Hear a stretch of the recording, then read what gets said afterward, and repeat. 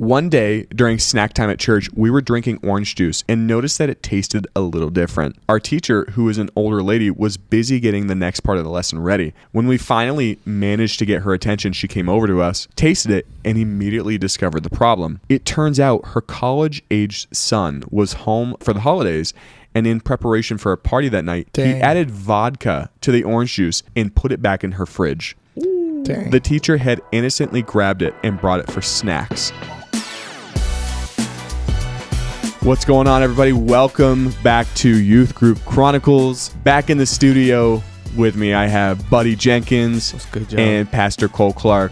Welcome to the show, guys. This is episode 3 for at least your combo here. Thanks. Welcome to those on Instagram Live as well. We are live there. If this is your first time tuning into the show, we are going to be reading the craziest, wildest stories that youth pastors and leaders, and even those in youth group when they were younger, have sent into the show. So we will kick it right off here. This is a story from Benedict's. He said, a good friend of mine and I were the last two to hit the showers during camp one year. We were probably 12 years old at the time, and everyone else had taken their showers, so the mirrors were fogged up. Thinking no one was around, we started climbing on the sinks and making butt prints on the mirrors.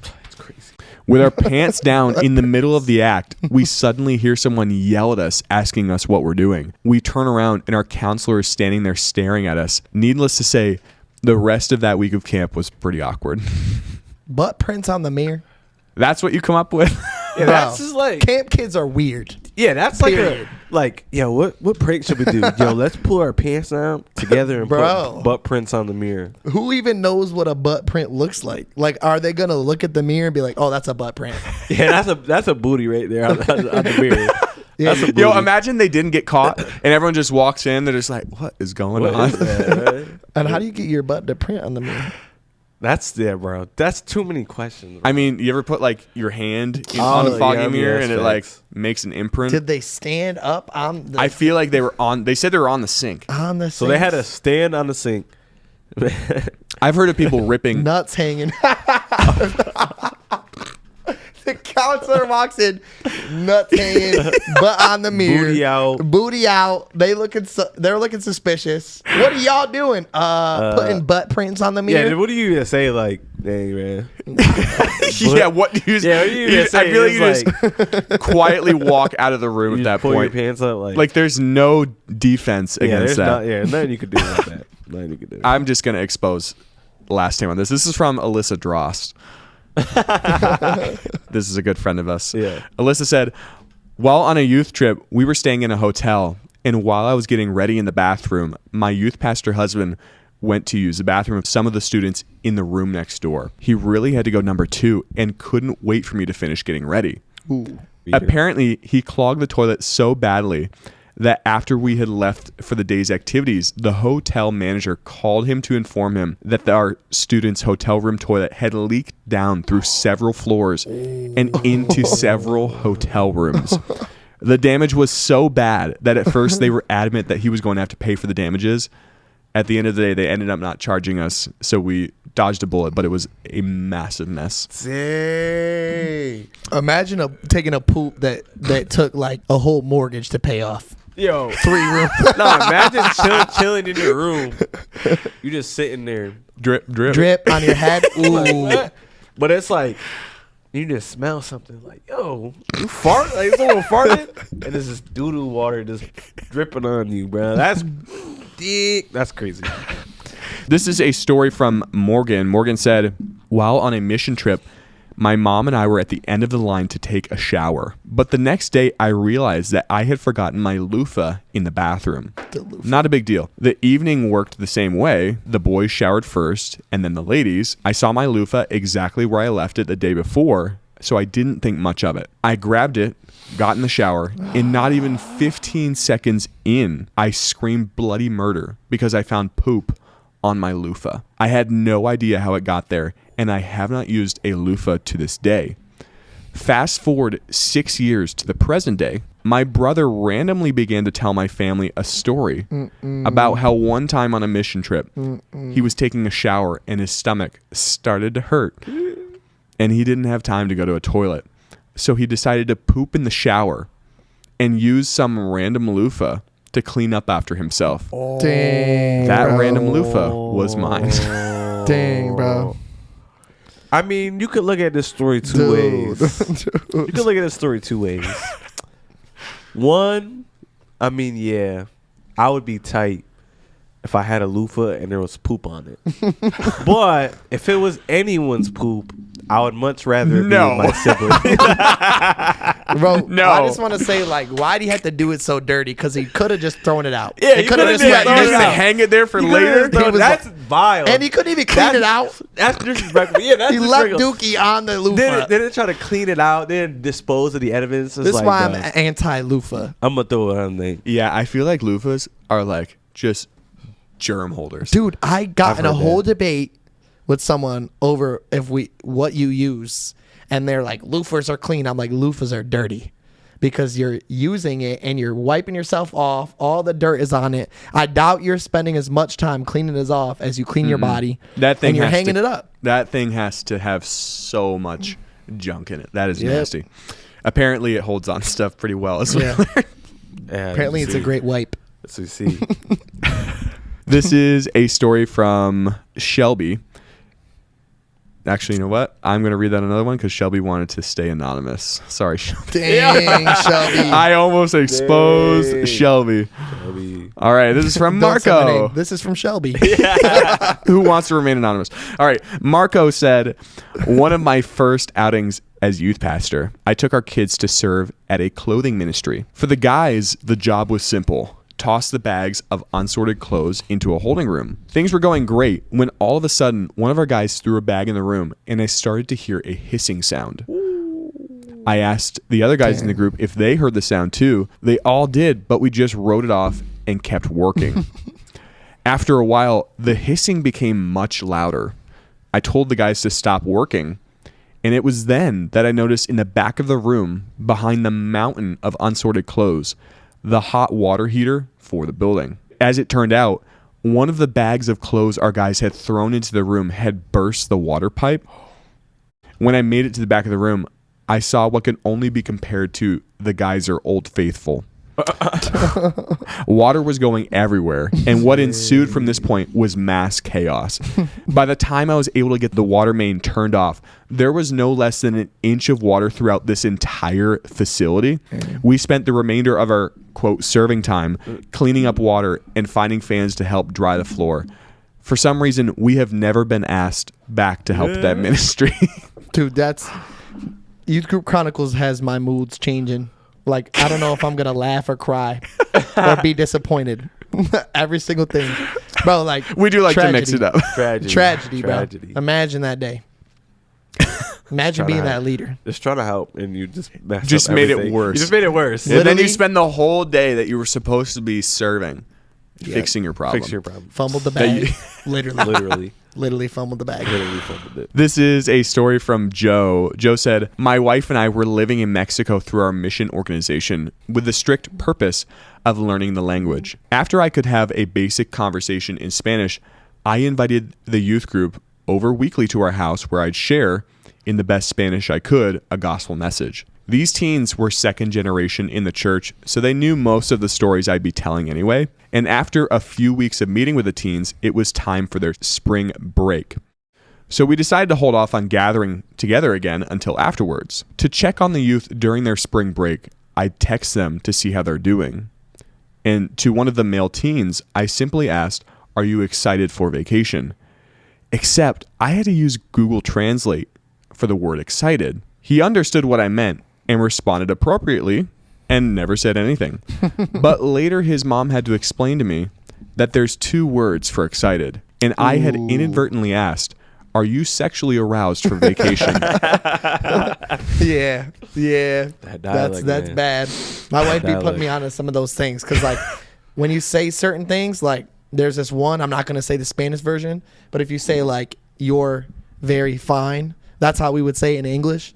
But in Spanish, it's, like, extremely sexual. Like, or it's like a sexual innuendo. Very fine. Yeah. It's like, Yeah, this is why I don't speak Spanish. This is my excuse right now. I don't want to mess it up. I like would. that- it's like I that would. original 100% Hebrew mess it and up. Agree. Google does you dirty, too. Bro, yeah. Google is so free, does not apply to this story because it was free and he got Don't in trouble. Google it. Google Don't screwed him. Google it. Google is trying to play you Yes. Set you up. with the language. Get an app. Get a translator. This is a story from Kevin. This is college ministry, but we're going to let it slide because I thought it was a good story. Sometimes we do this. We make an exception.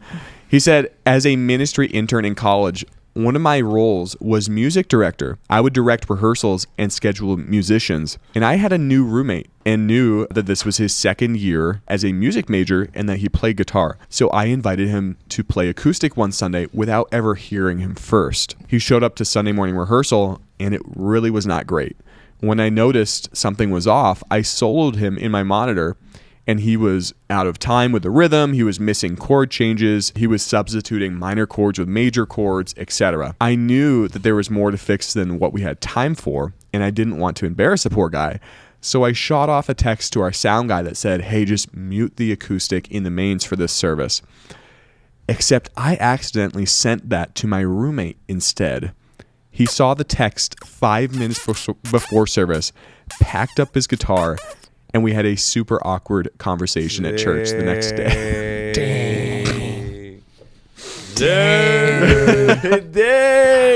Dang. That's like my nightmare, actually. That's horrible. What I imagine is like a Disney Channel movie, two best friends at church, and it's like the big performance, and then the friend gets the text and he packs his bags and he goes home, and then the friend's like, "Listen, Johnny, I'm sorry, I swear." And the music He's playing. like, "No, you're supposed to be my best friend." The crowd goes, in the background. That's crazy. I'd be so devastated. Yeah, I would be too. Mute him. Which is, I'm coming to find out, it's very common in the world? In the music world. What is? Muting people. I want to know. Rephrase the church music world. The church music world. It's like crazy because there are people like, yeah, we're just gonna mute them. I'm like, wait, for real? Yeah. I'm like, what's the point of having them there? Bro, it's the volunteer army, Yo, bro. this is like the unspoken rule. You guys are just exposing the production world right now. Hey, listen, I'm giving you guys the inside scoop right now. Yo, okay, so a buddy of mine does actually like legit production, and he said he was running front of house for like a pretty big name rapper or whatever, and I think he said there was like 10,000 people in the arena, and the whole first song goes by, and the rapper goes to talk after the song, and he realized he was muted the entire time because he had backing tracks going. The guy goes to talk, and it's like dead silent. Exposed, dude. They're like, he's trash, but the track fire. Hold up. Which I've seen is actually pretty. Well, I guess it's frowned upon with performances like that. They're like, nah. Oh, I think it was Jay-Z. It was like a whole thing. Jay-Z was like, nah, I'm not gonna have like my song just playing. This ain't the radio. I'm gonna like perform. Yeah. So that's crazy. I'd be so sad if I was like up there and my mic was muted. Yeah, but that is the Christian world. I don't think I've ever done that to anybody. Because I've mixed, but I haven't. I've been tempted. Attempted? Dude, actually, no. I've done it to a singer. Dude, that's the thing. I've done it. I am guilty. Is you have a volunteer army, so like you're gonna get some like great people, and you're gonna get some like not so good. But we want them to grow. Yeah, we want them to feel a part of the community. We don't really want to tell them no, and they get mad, get upset. So more of the story: if you get the mic, you didn't make it. If you're still proving to do. Yeah. I want to know how many times I've been muted. I probably have, and that's okay. That's crazy. That's crazy because Sam's nasty. Yeah, that's crazy. If Sam's out here getting muted, everyone deserves to get muted. Sam's getting muted. You're never safe. You're never safe. This is a story from James. James said, one time I was asked to pray over the moms on Mother's Day. I meant to ask, quote, thank you, God, for the moms who are always there to make us feel better and to kiss the boo-boos, blah, blah, blah. Not the boo-boos. Oh, boy. But instead, in front of the entire congregation, I said, kiss the boobies. The boobies. Thanks for the moms who kiss the boobies. Shout out to the moms that kiss the boobies, man. That's crazy. Shout out to the moms worldwide that kiss the boobies. That's crazy. What? Dude. You're a grown man in a prayer talking about kissing boo-boos. Kiss the boo-boos? That you already messed up when you were gonna say that. Nah, that was God. I was like, God. don't use that language in prayer. I thought the same thing. That was God. Thank you, God, for the moms who kiss the boo-boos. I mean boobies. That's crazy. Bro. That's the worst feeling though, buddy. You know not. There's been a few times where I've been preaching, and I just say some things, and the wrong word just comes out at the wrong time, and it's just happens. I can see it. Yeah, many people happen. have sent in It literally to the happens. show things like that. Mm-hmm. So Dennis mixes front of house for our Ithaca campus. He said, I'm assuming he's talking about mixing. He said, been there, done that. Mm-hmm. Yeah. Attaboy, Dennis. it. I am so proud of you all for that. the Ithaca campus singers right now are like, They're all just like, who is it? Who is it? It's not me. Russian roulette.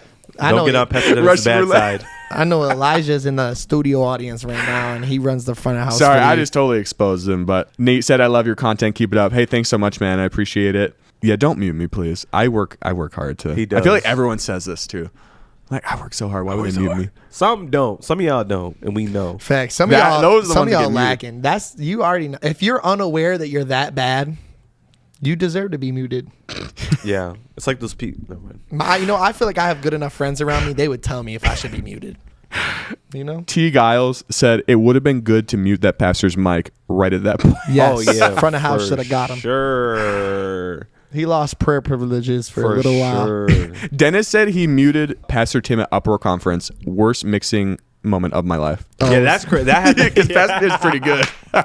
that's crazy because Pastor was good. Yeah. Imagine he came back. So Pastor Tim, who's been on the podcast before many times, is like, I think he's a pretty good hip hop artist, like great rapper. Fire. And they brought in what's the name? Coair Collective. Yeah. Coair is like his boys, right? Yeah. And he has this song that he totally comes out and just raps so hard near the Yeah. end. Imagine he was just muted. Because He comes out like Yeah. hype, Crazy. He's so like hype. Jumps, slams his feet on the stage. Yeah. For people listening to the show who have seen him, like you would not guess that Pastor Tim is Yeah, like it's a whole other person. Yeah, No, it's yeah, a no. totally different person. Whole So other person. you have to go look for some videos and stuff because shout out to PT. Was it that's Rufio? Is that what he called Rufio it? the Rufio Kid. the Kid, Rufio the What's Kid. a sad story about that exact moment is I recorded that whole performance and deleted it by accident. Dang. Bro, because I did Pastor Tim called crazy. because crazy L's bro, that day. because when I was taking them off the SD and putting them into like just all of them into the drive, like I was exporting a bunch of different ones, and you know how they're all like some are labeled the same thing, and I didn't know, Yeah. so I replaced it with something else, and I No. went back to look for it, and it was gone, and I deleted it. That's painful. That was my skeleton in the closet. I'm sorry, Pastor Tim. If you're listening to this and you have a story that you want to send into the show, ygchronicles@gmail.com. We would love to give you the opportunity to be on the show. Peyton said, can we make episodes longer? 25 minutes isn't enough. One of these days we will. However, it's a lot of work to get this podcast out there. So 25 minutes is a lot for me. Daniel said, one time during a youth group event, bags of some concoction of baking flour were used in part of a game that we played. The contents of the bag were moved around a lot due to the game, and there were clouds of flour in the air for a little bit afterwards. A month or so later, the head janitor came to our youth group and he actually came to the youth group director and asked if we had any idea why there was bread in the HVAC system. This happened during the fall, so the AC would come on, but sometimes the heat would come on during the cold days. So apparently enough flour particles got sucked up into the vents with the general moisture from the AC being on along with the heat being turned on during the cold days. It had been the perfect and right conditions for bread to bake and rise in the HVAC vents above the student ministry room. That's great. Yo, That's That's actually crazy. what are the chances? Because of bread that? baking is not It's easy. like a science. It's very temperamental process.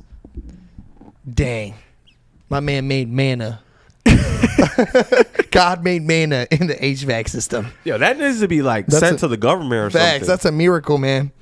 Bro, what? When I was reading that for the first time, I'm like, there's no way. And you know they're a There's big no- church because they have a head janitor. And a youth room. And a youth room. Yeah. With a HVAC. That's crazy. I mean, I have my wife makes bread, so I kind of like get a little bit of the gist of it. I could see it happening, but it would have to be perfect. So there's got to be enough condensation. Yeah, condensation. That the flour that goes up into the vent actually molds into some form of solute or some form of mixture, right? Because Yeah. the dust alone isn't going to make bread. So my wife can make what's called a sourdough starter, and I'm probably going to butcher it, from literally just flour and water that ferments for a while. Yeah. And then you can use that starter to make bread. So I would imagine if you got the right mixture of just flour and moisture, and then he kept it warm, I'm sure it could grow into something. That's different. I've never heard of that. Science class. Man had man and the HVAC. Sierra wants to know, how can I get that in my house? She said, I want bread made automatically. Instant bread. This is a story from Alan. Alan said, when I was in 7th grade, me and my buddies caught a rather large snake and hid it in the shower, hoping to scare our youth group counselor, who was deathly afraid of snakes. However, we didn't think about the fact that we shared a cabin with another church. That night, while everyone was getting in bed, a poor, innocent 6th grader from another church screams bloody murder and then proceeds to run out of the shower around the cabin completely naked for several minutes before we could get him to calm down. We never owned up to the snake. I would never own up to that either. They almost started a vow of silence. Yeah. They almost started a church civil war. A body of Christ civil war. Never said anything to me. Listen, we don't speak on this. Because that kid is traumatized forever. He's in therapy right now. This did not happen. Sierra said, look at you educating on bread. Did I get it right, Sierra? Sierra's on Instagram Live, for those wondering. Bread educating. Did I get it right? That's what I'm wondering. Welcome I mean, it's just flour and water, I think, is all it is. Can we bring back his bucha? She said she stopped making it, and I'm hurt. Sierra does it. Kombucha. Sierra, I watched. Yeah, I watched. It was bomb. However, the SCOBY starter things, they got moldy, so we have to start over. But they were so good last summer. She said she's not doing it anymore and hurt me. It was a little too much work. Sam was getting twisted on kombucha. The amount of no, it was non-alcoholic. Somewhat. As far as we know. On unknown days. No, unknown amount of days. Last summer, I brought a bottle of kombucha to a youth event. Pastor Cole and I were in the car, and he's like, "That's not alcoholic." And I'm like, "No, no." And he starts doing a bunch of research. He's like, "You gotta order this kit so you can test the alcohol content in that." I'm just like, "Well, I don't drink, right? So probably should just to make sure." And I never did.